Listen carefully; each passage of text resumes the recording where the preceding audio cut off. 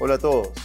Esto es un 4 a la N, desastroso, en el sentido de que vamos a tratar el tema de desastres naturales. Así que no lo tomen a mal, pero ese es el tema.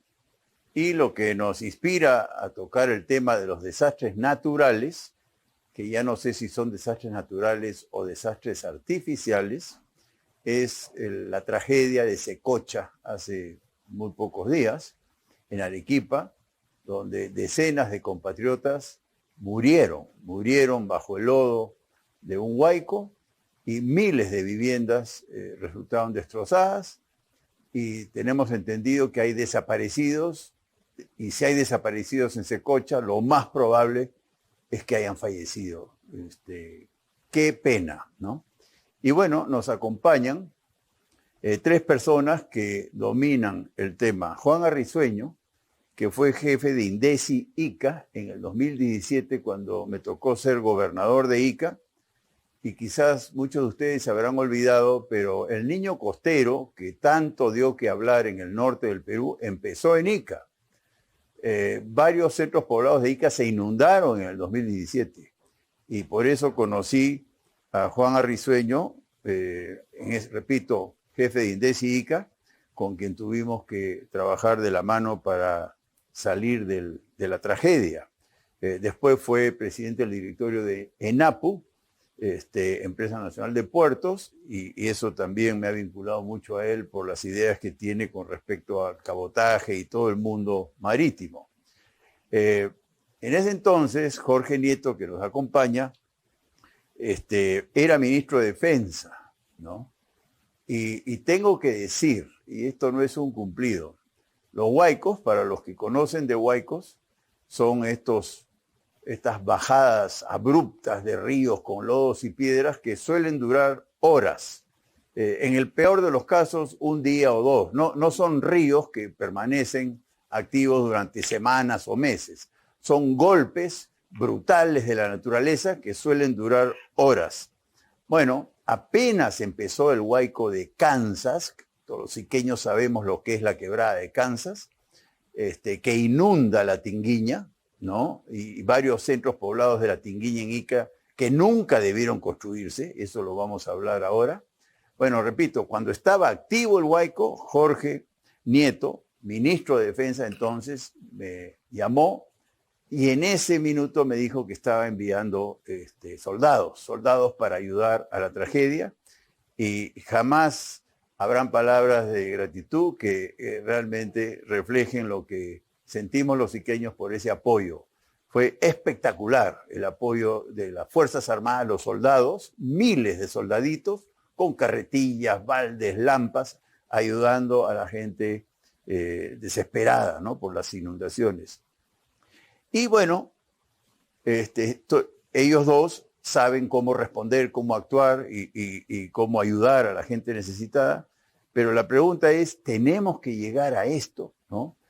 ¿Se puede prevenir? Y por eso hemos invitado a Miguel Romero, que aparte de haber sido alcalde de Lima hasta hace muy poco, él es un urbanista, nos hemos hecho amigos, yo aprendo mucho de él, de cómo el urbanismo puede evitar estas tragedias, ¿no?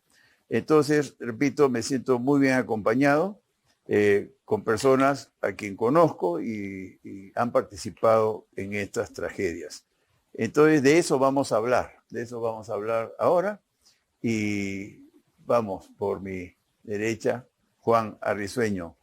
Cuéntanos lo que hizo INDECI por Ica, fines de enero, febrero, que fue atroz, donde hubieron estas inundaciones como las que hubo hace poco en Secocha, en Arequipa. Bueno, en principio, muchísimas gracias por la invitación a tan importante mesa y al tema, ¿no? Es un tema sumamente importante y además, como dice Fernando, no deberíamos estar tocándolo si estuviésemos una programación, una proyección urbana adecuada, ¿no? Pero ¿qué pasó en esa época? Yo acababa de ser un concurso público, gané la dirección desconcentrada de INDECI Ica y estaba en mi proceso de conocer Ica desde un punto de vista de INDECI, ¿no? O sea, trasladándome a Nazca, Chincha, que sé yo, todas las localidades. Y en una de esas inspecciones que se hacen normalmente para ver el comportamiento del río, porque estaba en crecida, es que empezó, justamente, entró como un hilo de barro que a los pocos minutos ya no era un hilo, era un chorro, después fue un río y después ya fue pues totalmente una inundación y un huaico importantísimo, ¿no? Como menciona, me acuerdo, Chanchajaya. Chanchajaya, es decir, fue un destrozo total, ¿no? La gente perdió todo, Todo. perdió todo. Mismo se Y, cocha, como y lo, dirían los y lo chicos. peor de todo es que este es un lodo que con el sol de Ica se seca muy rápido. Y entonces, si no se reacciona de manera rápida, recuperar cosas ya se vuelve casi imposible, ¿no? Y sobre todo también teniendo en cuenta que hay mucha gente que no quiere dejar su sitio. O sea, ven que va aumentando el nivel, se van acomodando en su lugar, van subiendo de repente al segundo piso o a la azotea, pero no dejan su propiedad. Y eso los pone en mucho peligro, ¿no? Entonces tuvimos que digamos, enfrentar esa realidad con una coordinación muy, muy estrecha entre el Ministerio de Defensa, el jefe de INDECI y lo que me tocó a mí como representante de INDECI en Ica, de la mano con el gobernador y enfrentar toda esta respuesta que había que brindar, ¿no? Y Ministerio de Defensa, Jorge, eh, ¿cómo, ¿cómo están tan preparados? ¿Cómo fue tan rápida la...? Yo recuerdo, perdón, antes que intervengas, cuando se inundó Chanchajaya. Chanchajaya, repito, nunca debió construirse. Se llama San Ildefonso, ¿no? En La Tinguiña. Y queda en una hoyada, Así es. más abajo del río. O sea, no drena naturalmente, no drena por gravedad. Hay que drenarla con bombas, con carretillas, con baldes. Es el peor sitio para haber desarrollado una urbanización. ¿Cómo se cocha? Se cocha antes de la foto actual, hay una foto Sí, claro. satelital y es el lecho de un huaico. O sea, se metieron a la candela y ahí están las consecuencias. Pero, ¿cómo ha sido un Ministerio de Defensa? Yo hubiera esperado que otro ministerio, ¿no?, hubiera respondido, pero fue extraordinaria la respuesta del Ministerio de Defensa en el año 2017, concretamente a fines de enero, cuando se inundó Chanchajaya precisamente, ¿no? Bueno, gracias por la invitación, Fernando, y gracias por tus palabras. Cuando nos tocó el tema del huaico, de los huaicos, del gran fenómeno que fue el 2017, nos habían pasado al Ministerio de Defensa recién, hacía muy pocos días en realidad, tanto INDECI como CENEPRED, que eran los organismos encargados de la respuesta a este tipo de situaciones, o de la prevención. De modo que era un encargo, pues, novísimo. Seguro. Las Fuerzas Armadas siempre han actuado en estas circunstancias, lo han Claro. hecho siempre de la misma manera, pero el Ministerio de Defensa por primera vez tenía a su cargo los organismos que tenían que ver con esta respuesta. Yo había estado trabajando los días previos, esto empezó el 15 de enero. Sí, claro. Yo había estado trabajando los días previos tratando de encontrarle un poco de sentido a mi actividad en defensa, porque yo había sido ministro de Cultura hasta hacía muy poco. Y con algunos de los mandos habíamos conversar sobre los temas del cambio climático. ¿A partir de qué idea?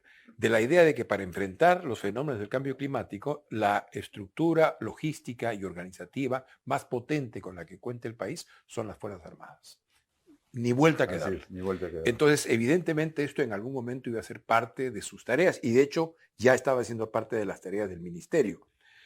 Yo exponía ahí ideas que había venido peregrinando en esos días para hacerme cargo del ministerio, tratando de entender la propia tarea. Los ministerios de la guerra se conformaron así después de la paz de Westfalia, 1648, porque la guerra era una actividad legítima. Había una legalidad para la guerra, ¿no? Pero esto avanza a lo largo de los siglos hasta la Segunda Guerra Mundial. Ahí la guerra se convierte en una actividad repudiable por la cantidad de muertos que hubo. Y entonces se dice, solo tiene valor la guerra defensiva. Y por tanto, los ministerios de la guerra se transforman en ministerios de la defensa, como el nuestro. Y yo decía, y no va a tardar 2 o 3 décadas para que los ministerios hoy de la defensa en algún momento se transformen en ministerios de la paz, de la seguridad y del desarrollo. ¿Por qué? Porque aparece en el horizonte el cambio climático, que es un fenómeno que no estamos valorando suficientemente en el Perú. y que nos va a afectar muy fuertemente. Y nos agarró conversando de estas cosas, además de las tareas, digamos, usuales del Ministerio de Defensa y de las Fuerzas Armadas. Y esto creo que, por lo menos en el estamento de los jefes, había sensibilizado. Y entonces el Guayco nos cae en esta circunstancia y hay que planificar la reacción. Creo que hay 4 temas que hicimos rápidamente y que en su momento algunos no se entendieron. Primero, un mando único, público y cohesionado. Por eso formamos el COEN en defensa. No se entendió mucho en el momento. Se pensaron que era una forma de paralelismo a INDECI, que teníamos que ganar protagonismo. No. El COEN en defensa era el gobierno nacional actuando como comando de emergencia. El gobierno nacional, el presidente, el primer ministro, los ministros, Claro. los mandos militares, los mandos policiales, los bomberos y una cosa muy importante que también tiene que ver con la respuesta, los organismos técnicos, la ciencia. Todo el conocimiento del que disponíamos estaba allí en el comando central para tomar decisiones. Una segunda cuestión fue el despliegue conjunto. Dado que el COEN era el gobierno nacional como comando de emergencia, pues entonces la columna vertebral era las Fuerzas Armadas, por la propia capacidad logística y organizativa, pero estaba transporte, estaba vivienda, estaba salud, estaba educación, estaba interior, estaba hasta economía. El ministro de Economía, que usualmente no se movía de la oficina allá en el centro de Lima, Torne, Alfredo, se fue hasta el norte, a la Sierra Norte de Lima, a hacer su trabajo como parte de este comando operacional de emergencia. Y una tercera cosa que me pareció relevante en ese momento era la comunicación. Y el tema fundamental de la comunicación era ganar la confianza. Es decir, el COEN tenía una informativa a las 7 de la mañana, otro a las 12 del día y otro a las 7 de la noche durante toda la emergencia. Y en los primeros 5 o 6 días nos preocupamos mucho porque lo que dijéramos fuera exactamente la verdad, nos gustase o no nos gustase. Y entonces a los 4 o 5 días habíamos ganado la batalla de la comunicación y los medios estaban ahí para preguntar, porque lo que decía el COEN era verdad. Entonces no había complicaciones con eso. Creo que es básicamente lo que en su momento hicimos y claro, también hubo temas, digamos, en la comunicación que tenía que ver con el hecho de que los jefes, los comandos, los comandantes generales, el jefe del comando conjunto, que cumplió una gran labor, y el propio ministro de Defensa se desplazaban a las zonas permanentemente con una idea. Cuando los oficiales o los soldados ven a sus mandos principales en el terreno, claro, lo que piensan es, esto es muy importante. Claro. Y están mirando, claro, y hay que entrar con la fuerza, disciplina y con el cariño con el que lo hicieron con la población, que es una cosa que nunca me cansaré de resaltar. Tú sabes que en Ica, que fue brutal, la verdad que fue brutal, ver una casa de 2 pisos con un piso absolutamente inundado es aterrador, pues, ¿no? Y sí, salíamos al campo de madrugada y todos los días a las 3 de la tarde nos juntábamos todos, sí, alcaldes, por supuesto INDECI, hacíamos una evaluación. Y ¿qué pasa? ¿No? Y informábamos y muy breve, muy ejecutivo. Estuve en alguna de esas reuniones. Y volvíamos a salir, ¿no? Pero muy importante esa señal. Salir y encontrarse en un momento del día para retomar. Lo más gratificante fue que los iqueños, me confunde con iqueño, yo soy más chinchano, yo vivo en Chincha, no vivo en Ica. Y yo no vi la inundación del 98, no recuerdo, por supuesto la leí, pero yo viví la del 2017 porque yo estaba en Ica. Y los iqueños me dijeron 2 semanas para desaguar Chanchajaya. Eso es lo que le tomó al presidente Fujimori cuando se inundó en aquel entonces. Bueno, demoró 2 días. Y los soldaditos tuvieron mucho que ver con eso. En vez de 2 semanas, 2 días. Y lo tengo que decir también, la extraordinaria reacción de las empresas iqueñas. Bueno, Ica creció mucho entre el 98 y el 2017. Y de bombita en bombita, porque había que bombear. No se podía desaguar por gravedad, sino que bombear. Entonces me tocó vivir eso. Pero bueno, eso pasó en el 2017 y acaba de pasar en Secocha, ¿no? ¿Cómo se evita eso? Yo era de la idea, yo aprendí un montón de jerga estatal, ¿no? zonas de riesgo no mitigable. Todo eso aprendí, pero tiene mucho sentido. Zonas de riesgo no mitigable. El que sabe español dice que ahí no se puede vivir porque es no mitigable. Mitigable es un sitio donde tiene riesgo, pero uno podría mitigarlo con una represa o una protección. Pero Chanchajaya es zona de riesgo no mitigable, como estoy seguro es Secocha, ¿no?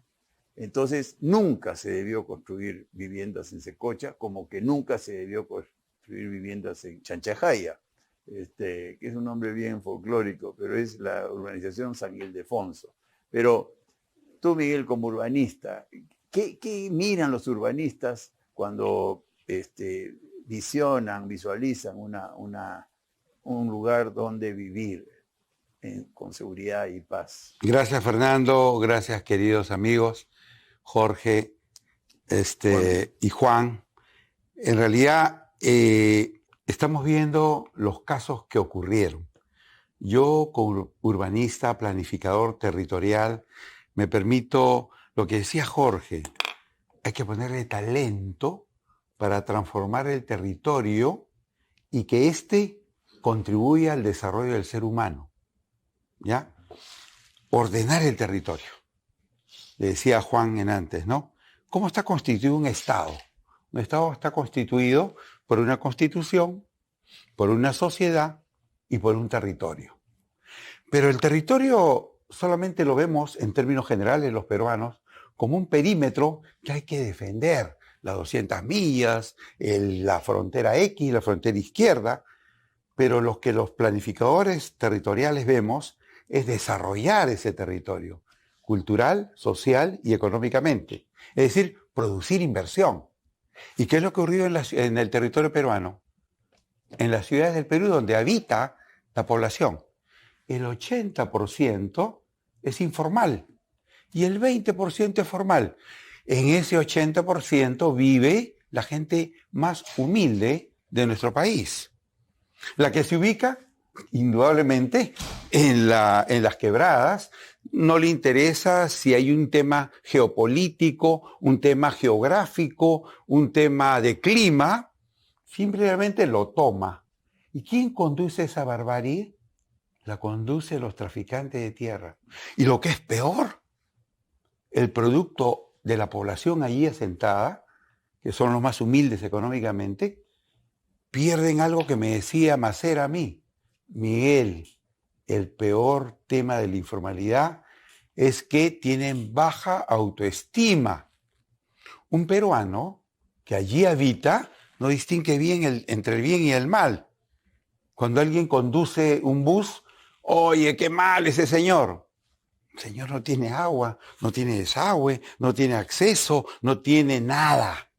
Y él cree que ese mundo es el que existe y es el normal, el más guapo, el que grita, el que invade. Entonces el tema va por allí, desde el punto de vista de ponerle ciencia al ordenamiento del territorio. Y pongo algún caso interesante. Fernando Belaúnde Terry, año 63, visión geopolítica. Oye, el agro en la costa necesita más tierra. ¿Qué era lo más fácil? Repartir la tierra que ahí estaba.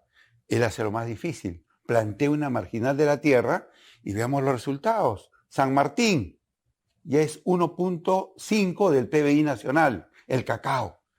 Visión de estadista, visión de manejo del territorio.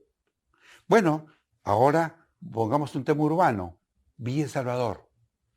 Año 71, han pasado 52 años. Por allí pasa el tren eléctrico, una sección vial de 80 metros. Por allí tienen una zona industrial, tienen una estructura urbana de diseño urbano adecuado. ¿Quién lo hizo? Lo hizo la Junta Nacional de la Vivienda, institución que ya no existe. De nivel nacional, yo trabajé allí, en la Junta Nacional. ¿Y quiénes me antecedieron? Gente de primer nivel. El arquitecto Williams, el arquitecto Córdoba, el arquitecto Nikita Smirnov, el arquitecto Cruz, el arquitecto Páez, toda una escuela. Yo fui parte de esa enseñanza. Y entonces la planificación ha perdido piso. Sin embargo, creemos que esto va caminando. Por ejemplo, la minería, la nueva ciudad de Antamina. Planificada, con Julio Coruiba la hicimos. La ciudad de, ¿cómo se llama? Nueva Fuerabamba, a 4.000 metros. También está planificada y ejecutada. La ciudad de Chao Virú, también planificada y ejecutada. Y estoy hablando de ciudades de 1.700 hectáreas, de 500 hectáreas, de 400 hectáreas. No estoy hablando de cositas de 10 hectáreas, 1 hectárea. Entonces, lo que le falta, creo yo, al Perú es instituciones que tengan el manejo de la planificación, pero no de teorías. Por ejemplo, yo siempre comento, y permíteme terminar con esto, ¿no? Tenemos muchos estudiosos que están en Europa, lo cual me parece estupendo, pero la crisis en Europa, pues, 2 guerras mundiales, un desarrollo industrial que hicieron hervir los ríos. Aquí el desarrollo industrial, el 90% es microempresas y apenas un 10% de empresas. ¿Qué desarrollo industrial estamos hablando? De eso queremos hablar en la segunda ronda. Es un tema apasionante y creo que hay respuestas.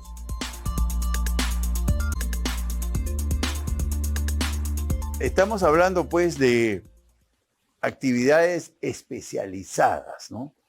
Entonces eso me lleva a la política. La política es una palabra seria, ¿no?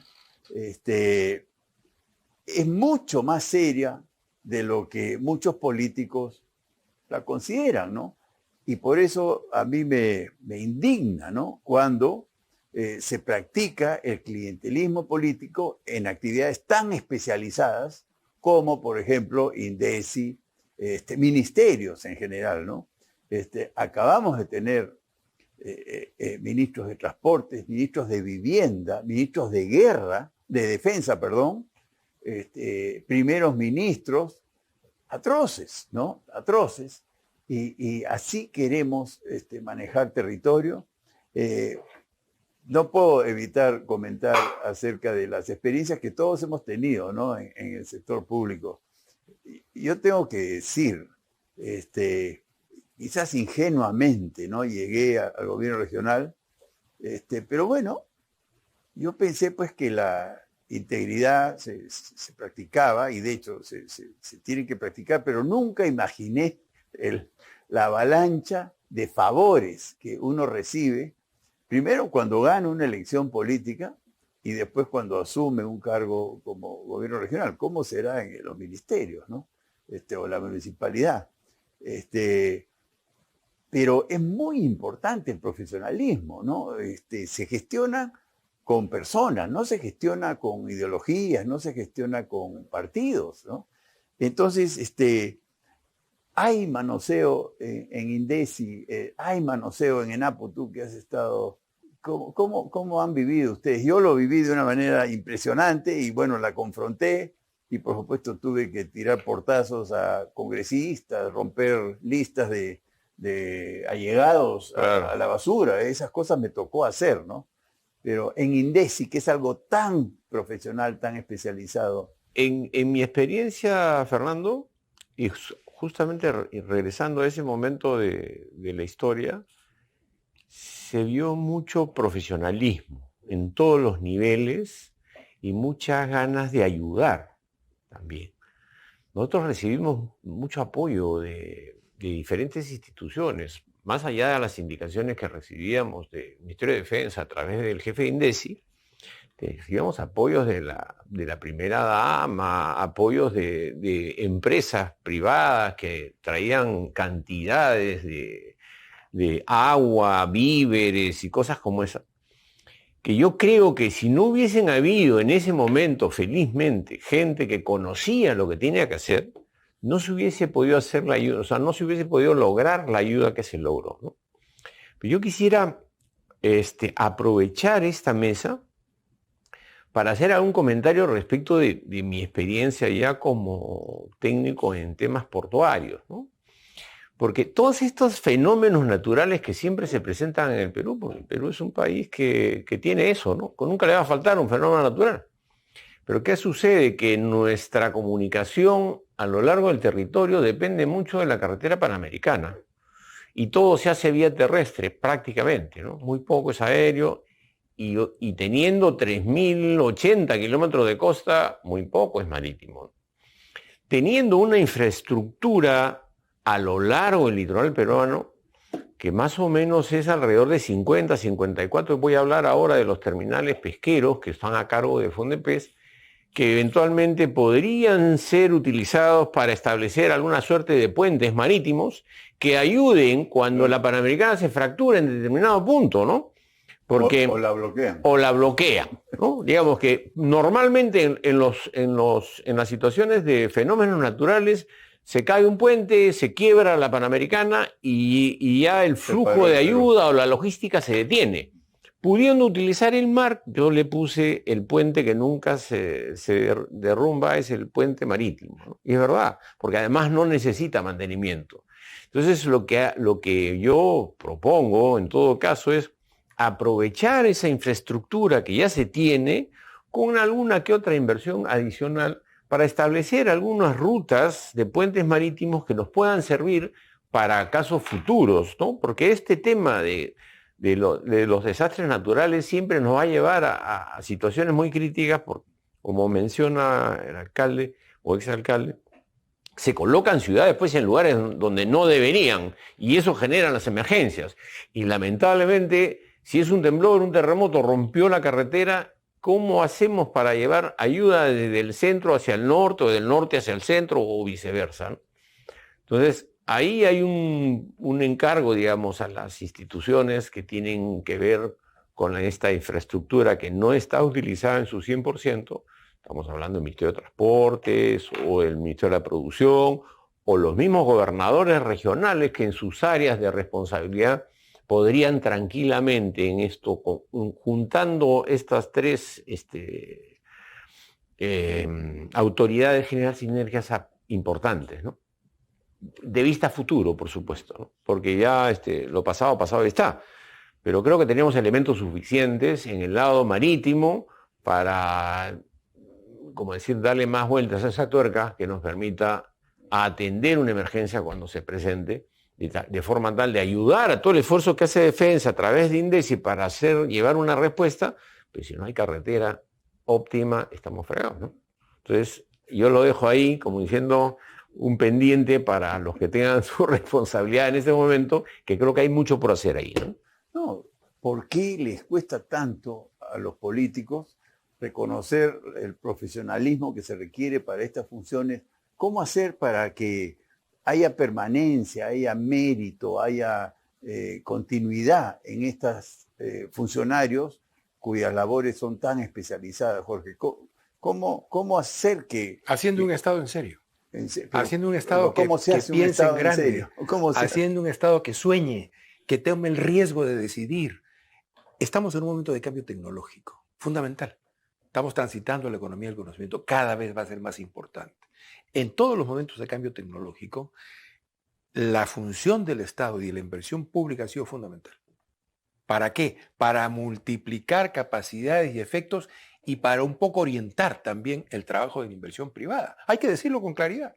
Pero si tenemos un Estado minusválido, golpeado, al que ningunean, mediocre, al que no le pagan bien, y luego cuando pasan las cosas dicen, bueno, pero ¿por qué tenemos este Estado? Este es el Estado que hemos construido.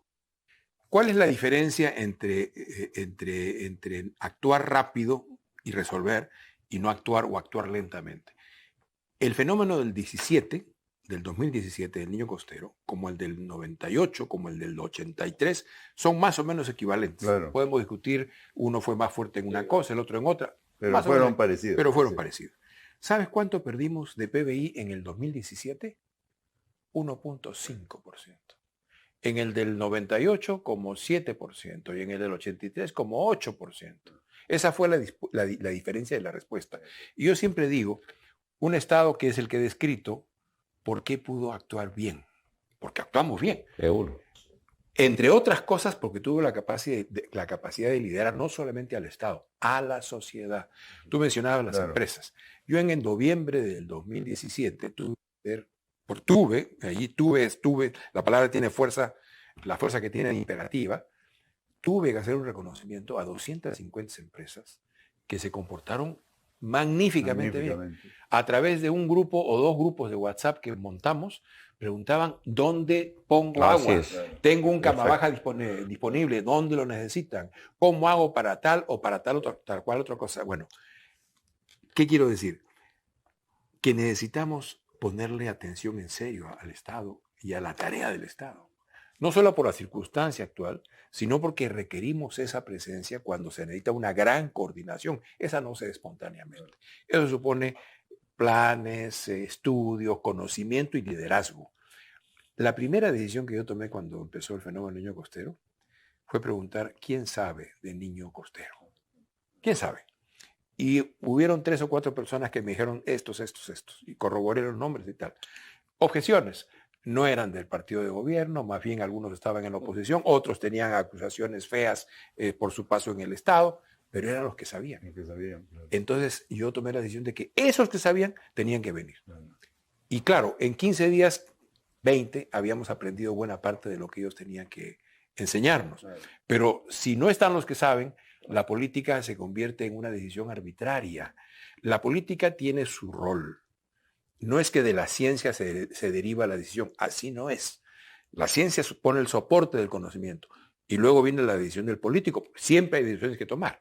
Entonces, sin esa combinación entre el conocimiento científico, que el Estado lo tiene, solamente hay que saber preguntar a la persona adecuada. Todos los ministerios tienen 2 o 3 discos duros que se conocen toda la historia del ministerio los últimos 30 años. Es ubicarlos y preguntar. Y cuando cuentan 2, 3, 4 horas de conversación, uno tiene la idea completa de la evolución de ese ministerio y sus posibilidades. Pero asociar la política al conocimiento es un paso inevitable. El otro es asociar la política a la demanda democrática. La gente tiene sus presiones, sus angustias, sus necesidades, y hay que escuchar. Y hay que tratar de responder eso que uno escucha. Entonces, son 2 movimientos. Un movimiento hacia la ciencia, hacia el conocimiento científico, y otro movimiento hacia la polis, hacia la democracia, hacia la demanda de la gente.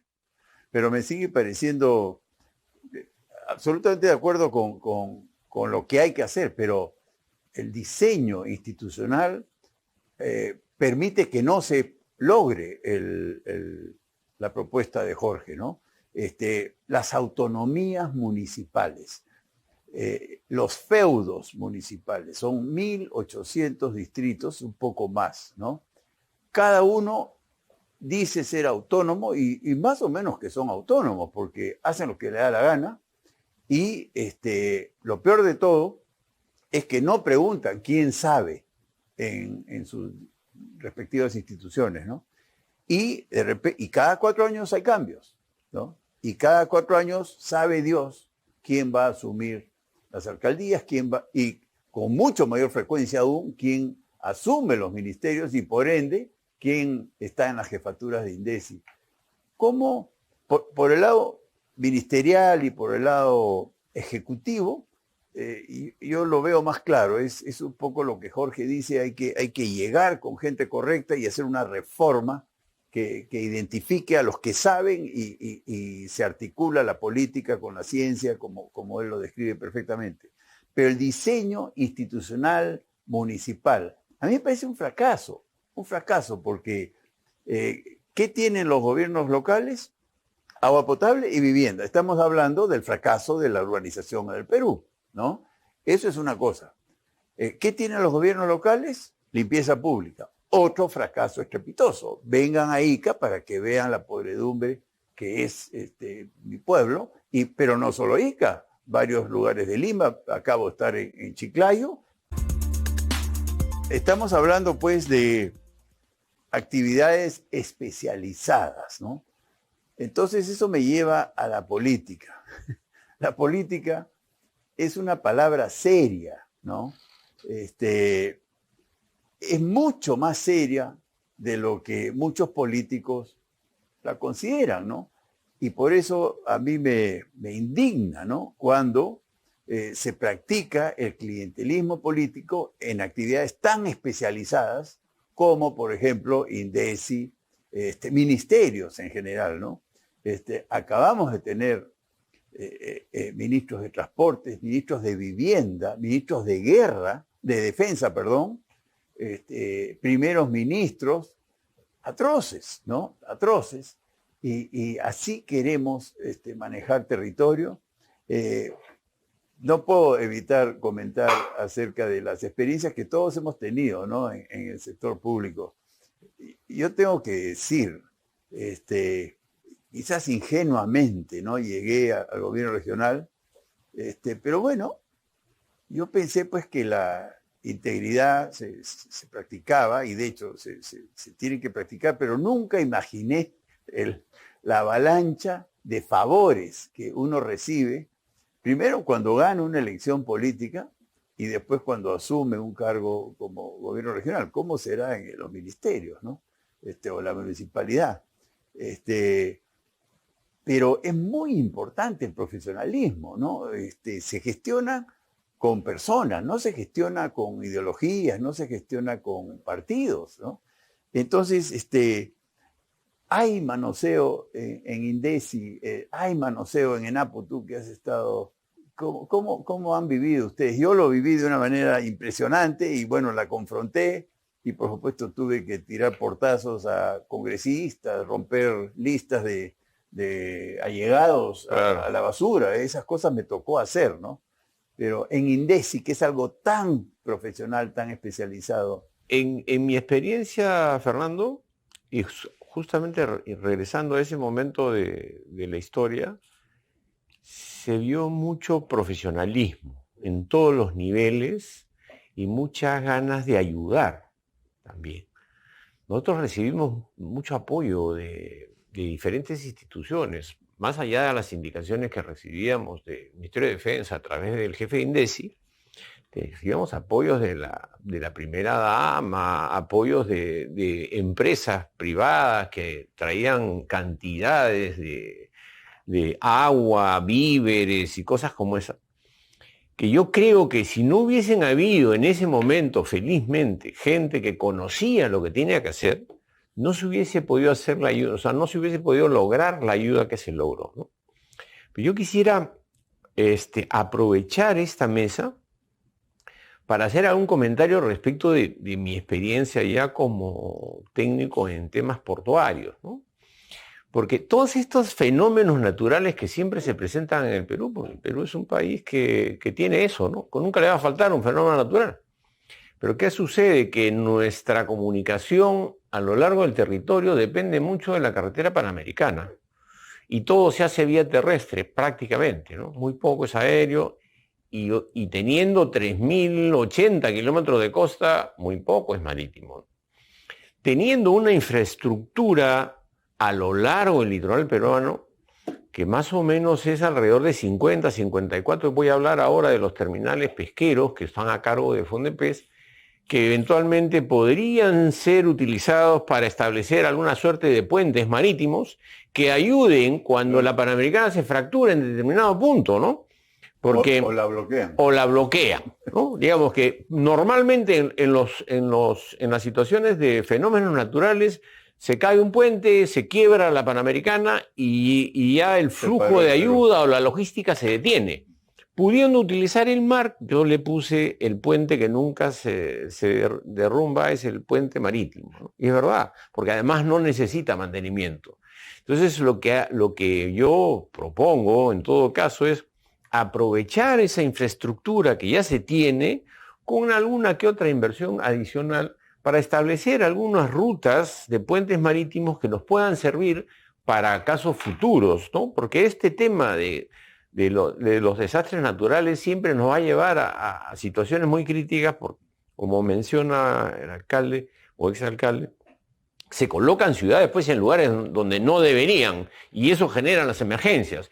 Y lamentablemente, si es un temblor, un terremoto, rompió la carretera, ¿cómo hacemos para llevar ayuda desde el centro hacia el norte o del norte hacia el centro o viceversa, ¿no? Entonces, ahí hay un encargo, digamos, a las instituciones que tienen que ver con esta infraestructura que no está utilizada en su 100%. Estamos hablando del Ministerio de Transportes o el Ministerio de la Producción o los mismos gobernadores regionales que en sus áreas de responsabilidad podrían tranquilamente en esto, juntando estas tres autoridad de generar sinergias importantes, ¿no? De vista a futuro, por supuesto, ¿no? Porque ya lo pasado, pasado está. Pero creo que tenemos elementos suficientes en el lado marítimo para, como decir, darle más vueltas a esa tuerca que nos permita atender una emergencia cuando se presente, de forma tal de ayudar a todo el esfuerzo que hace Defensa a través de INDECI para llevar una respuesta, pero si no hay carretera óptima, estamos fregados, ¿no? Entonces, yo lo dejo ahí como diciendo un pendiente para los que tengan su responsabilidad en este momento, que creo que hay mucho por hacer ahí, ¿no? No, ¿por qué les cuesta tanto a los políticos reconocer el profesionalismo que se requiere para estas funciones? ¿Cómo hacer para que haya permanencia, haya mérito, haya continuidad en estos funcionarios cuyas labores son tan especializadas, Jorge? ¿Cómo hacer que... Haciendo un Estado en serio. Haciendo un Estado ¿cómo se que hace un piense Estado en en grande. serio? ¿Cómo se hace? Haciendo un Estado que sueñe, que tome el riesgo de decidir. Estamos en un momento de cambio tecnológico, fundamental. Estamos transitando la economía del conocimiento, cada vez va a ser más importante. En todos los momentos de cambio tecnológico, la función del Estado y de la inversión pública ha sido fundamental. ¿Para qué? Para multiplicar capacidades y efectos y para un poco orientar también el trabajo de la inversión privada. Hay que decirlo con claridad. Pero si tenemos un Estado minusválido, golpeado, al que ningunean, mediocre, al que no le pagan bien, y luego cuando pasan las cosas dicen, bueno, pero ¿por qué tenemos este Estado? Este es el Estado que hemos construido. ¿Cuál es la diferencia entre actuar rápido y resolver y no actuar o actuar lentamente? El fenómeno del 2017, del niño costero, como el del 98, como el del 83, son más o menos equivalentes. Claro. Podemos discutir, uno fue más fuerte en una cosa, el otro en otra. Pero fueron parecidos. Pero fueron parecidos. ¿Sabes cuánto perdimos de PBI en el 2017? 1.5%. En el del 98 como 7% y en el del 83 como 8%. Esa fue la diferencia de la respuesta. Y yo siempre digo, un Estado que es el que he descrito, ¿por qué pudo actuar bien? Porque actuamos bien. Seguro. Entre otras cosas, porque tuvo la capacidad de liderar no solamente al Estado, a la sociedad. Tú mencionabas las empresas. Yo en noviembre del 2017 tuve,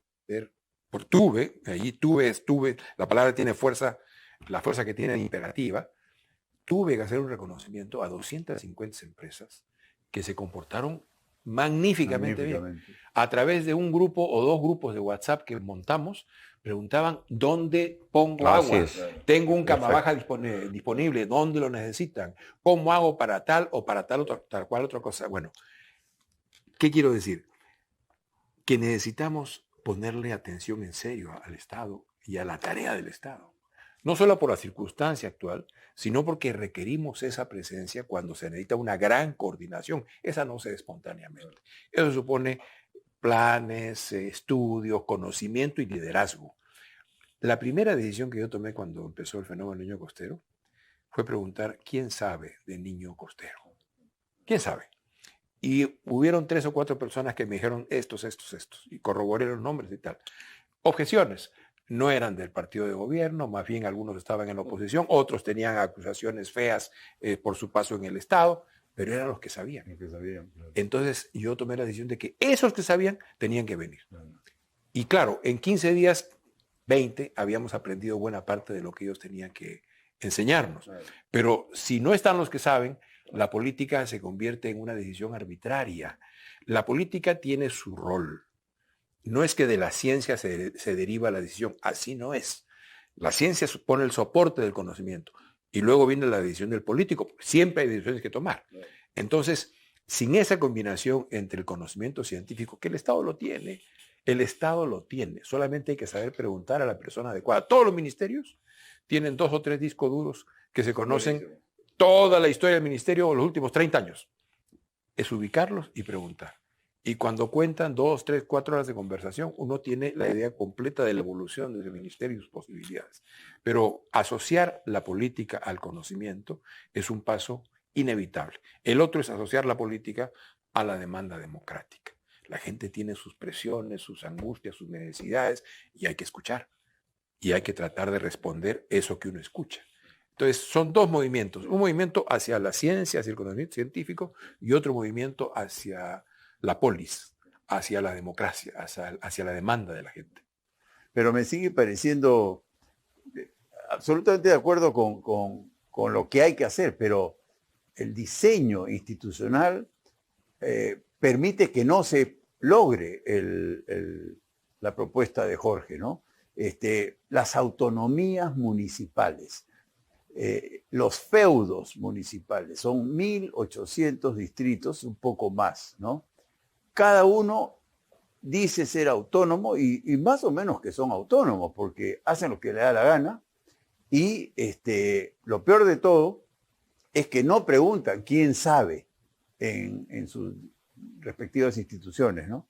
Y cada 4 años hay cambios, ¿no? Y cada 4 años sabe Dios quién va a asumir las alcaldías, y con mucho mayor frecuencia aún, quién asume los ministerios y por ende, quién está en las jefaturas de INDECI. ¿Cómo, por el lado ministerial y por el lado ejecutivo, yo lo veo más claro, es un poco lo que Jorge dice, hay que llegar con gente correcta y hacer una reforma que identifique a los que saben y se articula la política con la ciencia, como él lo describe perfectamente.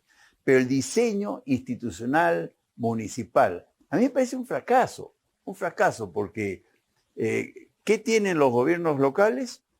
Agua potable y vivienda. Estamos hablando del fracaso de la urbanización del Perú, ¿no? Eso es una cosa.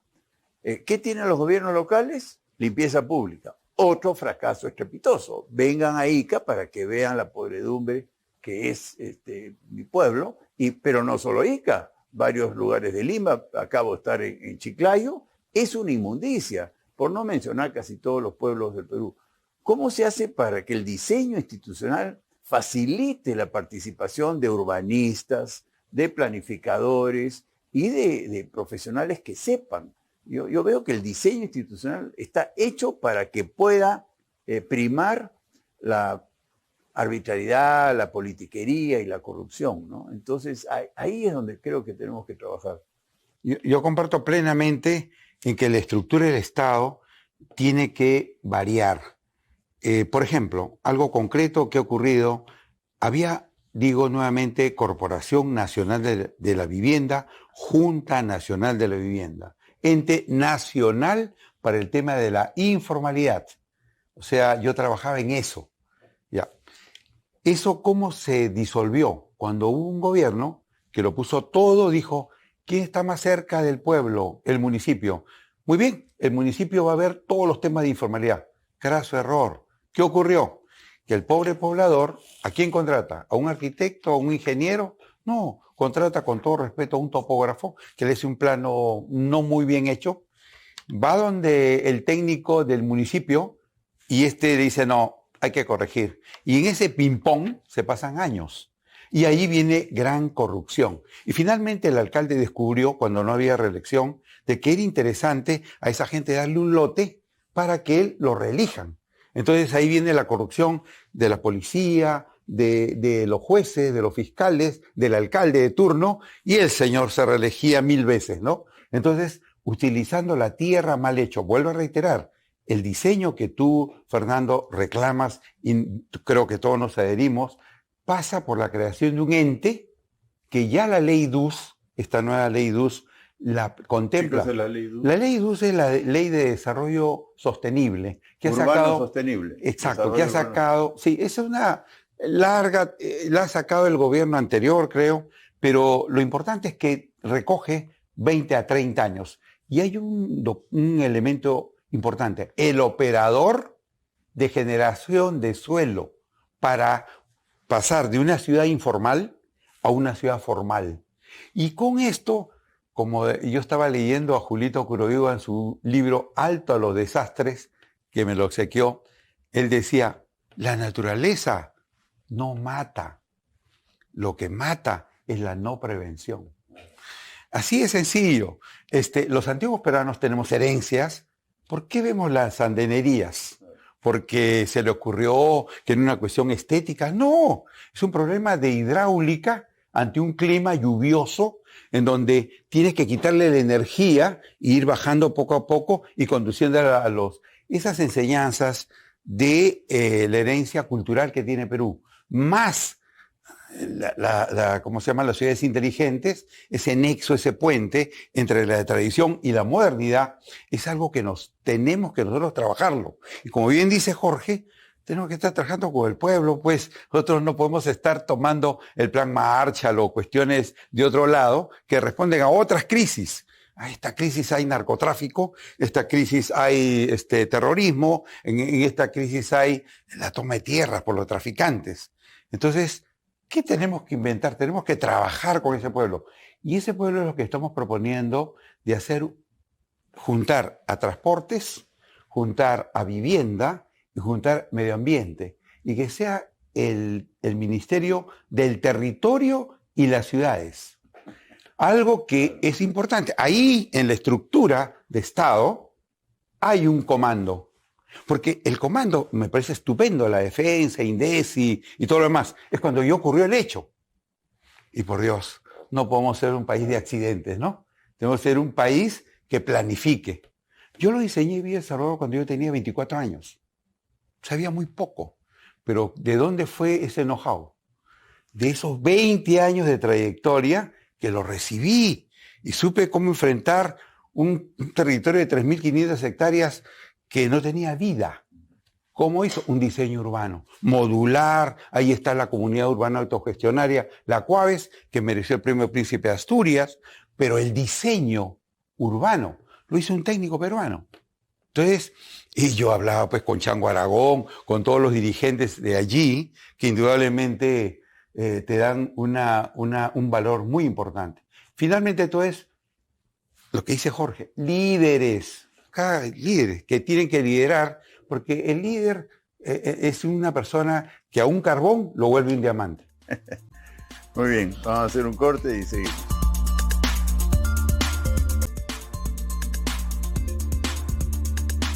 Bueno, hemos hablado de los desastres. Efectivamente, muchos de los desastres naturales que estamos padeciendo los peruanos terminan siendo desastres artificiales, ¿no? Desastres provocados por el hombre, no por la naturaleza. Entonces, ¿qué hacer, Juan? Desde INDECI, yo pregunto, ¿cómo actúa INDECI cuando, digamos, el desastre de alguna manera ha sido provocado? En el caso de Secocha, por ejemplo, es clarísimo, ¿no? Después de haber visto las imágenes satelitales del 2004, donde no había nada, y ahora había más de 2.000 viviendas. Igual interviene INDECI. Bueno, sí, lo que pasa es que existen niveles de intervención, ¿no? Primero, cuando sucede algún fenómeno de ese tipo, es el nivel distrital el que de alguna manera con sus medios intenta dar una respuesta y solucionar el problema.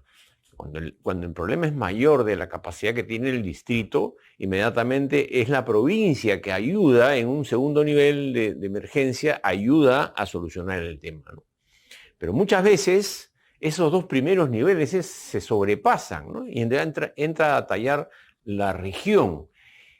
Y ya cuando la región, conjuntamente con sus distritos y las provincias, no puede más, porque no le da, de acuerdo a todas las facilidades o a toda la, digamos, con todo lo que cuenta desde un punto de vista logístico, es que ya entra el nivel nacional.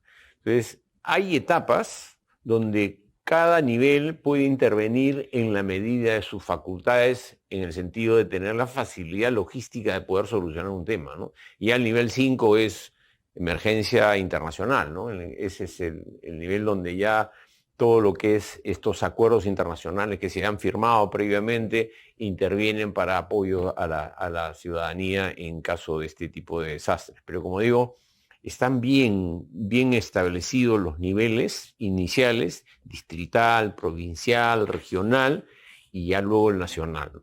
Entonces, sin embargo, yo creo que hay demasiados distritos en el Perú. Tú sabes que yo comparo con Colombia. Colombia es un país más extenso y más poblado que Perú. Y ellos tienen 1.000 distritos, ¿no? Para casi 50 millones de habitantes. Nosotros tenemos 1.800 distritos y creo que hay 120 distritos en ciernes, en el Congreso de la República, porque los políticos ofrecen distritos como si regalasen pan, ¿no? Además hay distritos y distritos, ¿sabes? Porque hay distritos muy grandes que podrían ser tranquilamente una provincia y hay distritos muy pequeños. Entonces, ¿qué nivel de respuesta puede tener un distrito pequeño? Claro. ¿Con qué elementos puede enfrentar una emergencia de este tipo, ¿no? Y así como proliferación de distritos, ¿no crees tú, Jorge, que tenemos demasiados ministerios? Debe ser muy difícil. Yo nunca he sido invitado a un consejo de ministros, pero eso de sentarte en una mesa con 19, creo que 18. 18, 19 con el primer con el ministro. premier, es muy complicado. Toda reunión de trabajo de más de 8 o 10 es pues compleja. ¿No te parece que hay además ministerios redundantes, me parece que tenemos, ¿no? Yo creo que ahí hay un tema que habrá que trabajar en su momento. Pero hay capacidades que están en un ministerio que debería estar en otro. Hay ministerios que tienen una función que no cumplen y se han reducido a una función que no era la que originalmente estaba pensada. Y así, tenemos que pensar de conjunto para organizar las capacidades. Pero yo quisiera añadir, más que añadir, comentar dos puntos que me parecen relevantes. Ya que estás, Fernando, en un programa como el que estás, el tema de la infraestructura, en general, no solamente la portuaria, que nosotros la padecimos en el Niño Costero, porque Sí, claro. no había cómo llegar a ciertos lugares, porque no había manera de entrar por carretera, porque no había manera de entrar por mar, porque no había puerto, y la única forma que teníamos, felizmente, eran los helicópteros, ¿no? Gracias a que el gobierno anterior, de Ollantumala, compró helicópteros, porque si no hubiera sido un desastre. Yo usé esas capacidades que ese gobierno compró. Pero el tema de infraestructura requiere una discusión de fondo, porque necesitamos emplazar nuestra infraestructura de modo que podamos dominar el territorio. Y el otro tema que me parece muy relevante es el tema de la devolución de capacidades al Estado que nos ha planteado aquí Miguel. O sea, hay entidades que tienen que ser reconstruidas. Hemos destruido el Estado. En la idea de que el Estado era malo, corrupto, y el mercado iba a resolver. No es que no crea que el mercado no tiene que resolver y asignar recursos y hacer su trabajo y hacerlo más grande. Pero hay que devolverle capacidades al Estado. Parte de la devolución de esas capacidades es justamente esta posibilidad de que algunos ministerios, algunas funciones de ministerios se fusionen con otros en donde estarían mejor ubicados o que se produzcan desplazamientos, en fin. Estamos hablando de los huaicos. Es un fenómeno relativamente manejable. En realidad la gran palabra para enfrentar a los huaicos es planificación. ¿Sí? Volver a la idea fuerte de planificación urbana. Sin eso no es posible. Claro. Bueno, pero Perú, y yo tengo mi rollo de los bosques, ¿no? Los bosques ¿También? arriba. Los Claro. bosques arriba también Claro. mitigan, ¿no? Es pero, muy importante. pero Lima espera una catástrofe de naturaleza diferente, Claro, que es un sismo. un terremoto. Lo aprendí con Julio Curoíba, Claro. al que llamé cuando me dijeron que parte de mi trabajo también era los sismos. Entonces dije, ¿quién es el que más sabe? Claro. Curoíba. Julio. Fui con él. Claro. Le pedí que fuera mi asesor. Me dijo, con una condición, ministro. ¿Cuál, señor? No me pague un centavo. Y efectivamente, trabajó conmigo durante meses, nos hicimos amigos, y fue muy útil para mí entender el fenómeno que él había estudiado con tanto detalle. Bueno, esperamos un sismo de 8.5 en esa escala. Miren lo que ha pasado en Turquía. Claro, y no ha llegado. Hay una a foto 8.5. dramática, Fernando, en la cual el edificio del Colegio de Ingenieros está intacto y todos los edificios alrededor derruidos. Es decir, no se cumplieron las normas técnicas. Cuando hablamos de planificación, cuando hablamos de prevención, tenemos que darle capacidades a la autoridad para que pueda hacer cumplir la ley en serio, porque son cumplir la ley en serio, porque son vidas humanas. No tenemos un C5, que es un centro de comando y control en tiempo real para poder saber dónde envías una ambulancia y dónde no entra la ambulancia porque está derruida la calle, y así un conjunto de informaciones que te permitirían manejar una crisis de ese tipo. Entonces, necesitamos llamar la atención sobre esto. Y eso ciertamente supone, otra vez, la política. La política tiene que elevarse. Sí. No puede ser esta cosa que tenemos. Tiene que mirar largo, tiene que pensar en los problemas de fondo, tiene que prevenir. Hay mucho trabajo por hacer. Pero mientras no la intronicemos, una política con visión estatal, Sin embargo, en el comando no hay manera. Sin embargo, todo parece indicar que van a haber 20 candidatos nuevamente cuando buenamente se den las elecciones. Cambiando un poco de tema, ¿cómo hacer para propiciar una alianza de más partidos y que sean menos candidatos? Fíjate, yo creo esta vez, Fernando, perdón, estamos saliendo Sí, un poco del tema, sí, ¿no? sí, pero Pero yo creo que esta vez el electorado va a tender a cohesionarse en la votación. Ha aprendido ya un poco de la experiencia anterior. No va a haber este nivel de dispersión que permitió el resultado final de la primera vuelta. Yo creo que ahora más bien va a haber una tendencia a la concentración de la votación y al mismo tiempo una exigencia mayor de la calidad de los candidatos. Y creo que eso va a tener algún efecto electoral. No sé qué tan grande sea ese fenómeno y a lo mejor estoy ilusionándome de lo que yo quisiera que sea, pero tengo la impresión cuando escucho las conversaciones en el mercado, en la calle, en reuniones, que va para allá la gente de todo nivel, ¿eh?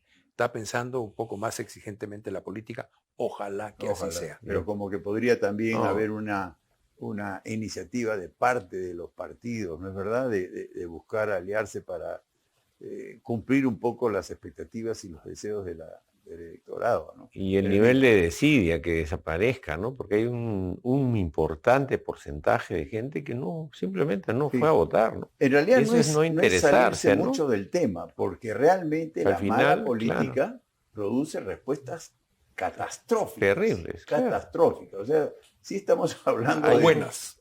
O buenas. O buenas buenas. produce efectos extraordinarios, ¿no? Como un buen hospital cambia la vida de una población, ¿no? Seguro. Un mal hospital es lo más cruel que puede haber, ¿no? Y entonces, la política de vivienda, ¿cuándo, por ejemplo, para evitar la catástrofe sísmica, cuándo vamos a sustituir la autoconstrucción precaria, mal hecha y sobre todo mal estructurada, estructuralmente hablando, valga la redundancia, por lo que hacía el arquitecto Belaúnde, que era vender vivienda terminada, ¿no? Sí, en ¿Cuándo va a realidad, pasar eso? mira, estamos hablando de la política seria y esto significa arquitectura e ingeniería de masas. Nosotros ya no estamos a la escala de hacer ingeniería puntual, no. Ya tenemos que tener arquitectura de ciudades de masa. Y yo considero que eso ya en las universidades se está dando ese tipo. Y eso implica que nuestros colegios profesionales, tanto de ingeniería, arquitectura, economía, se puedan, sociología, se puedan integrar para que esta política se dé. Pero yo quería además permitirme dos temas. Uno, el intermodal, que le escuché acá a Juan, el tema del transporte aéreo, acuático y terrestre. Creo que el Perú tiene una oportunidad inmensa con este hub latinoamericano del puerto de Chancay, que va a producir el cabotaje en todo el territorio nacional. Entonces, y eso no es un sueño. Eso comienza a operar este año, según nos informan, su primera etapa, pero va a ser 3 veces más grande que el Callao. Por lo tanto, no solamente tiene una incidencia al mercado interno, sino la cuenca del Pacífico es la nueva economía del mundo. Ergo, los puertos van a cumplir un rol importante. El de Paita, el de Bayóvar, el de Matarani. Y el tema del concepto ciudad-puerto va a ser muy importante. Ese es un tema que me parece que hay que desarrollarlo en su momento.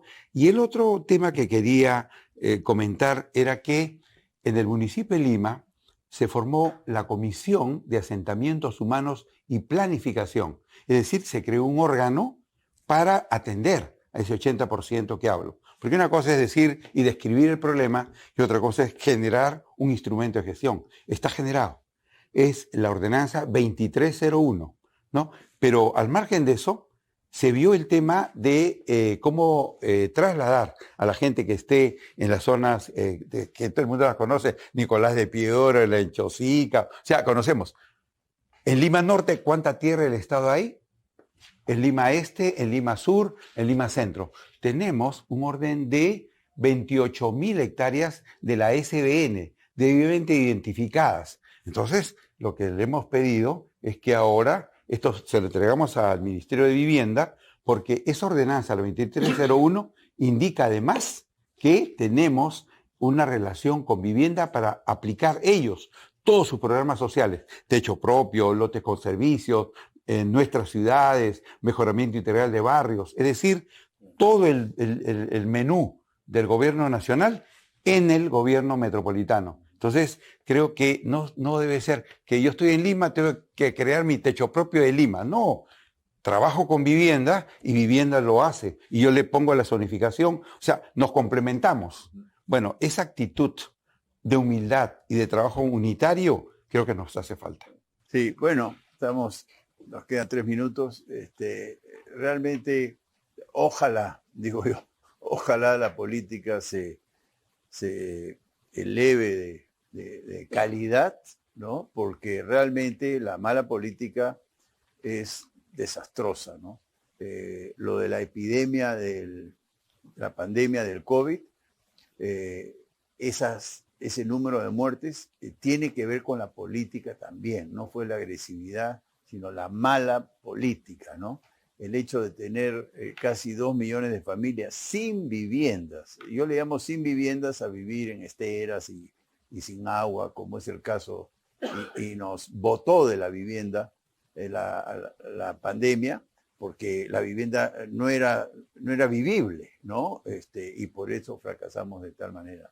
Pero así un final de segundos. Yo diría que hay una necesidad de replantear objetivos para comunicar bien al país, en el sentido de usar las infraestructuras existentes para darle optimización al uso mismo, ¿no? Hay muchos centros de producción que para llegar al puerto y salir en exportación, por ejemplo, no hay una ruta, digamos una cadena logística que permita facilidad para eso, ¿no? Entonces, cuando se dice, hemos construido tantos kilómetros de carretera, sí, pero ¿de qué? ¿De qué parte? Eso forma parte de una red logística. Me parece que ahí faltaría un poco más de orientar bien los objetivos de hacia dónde se hacen las inversiones.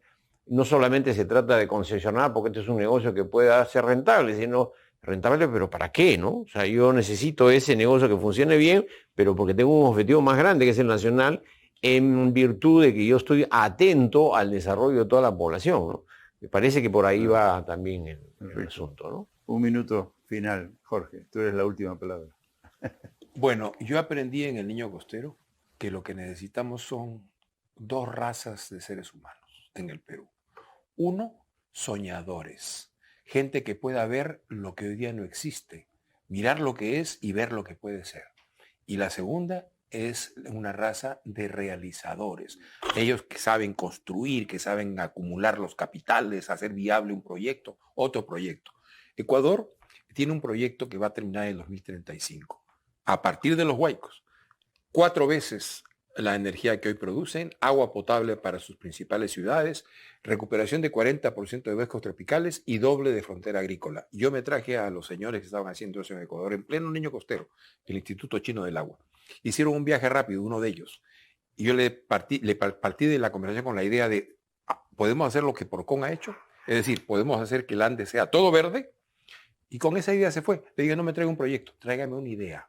¿Se puede, no se puede, es viable? No. Regresó después de unos días de mirar a través de los elementos que tienen las Fuerzas Armadas y me dijo, costaría más o menos unos 120.000, 130.000 millones de dólares en 30 años. O sea, 4.000 millones de dólares al año para una economía como la peruana, absolutamente sostenible. Pero podríamos hacer ese sueño y mucho más, porque es organizar el agua. Entonces, soñar y realizar. Con esa nos quedamos. Muchísimas gracias. Y soñemos y realicemos. Muchísimas gracias.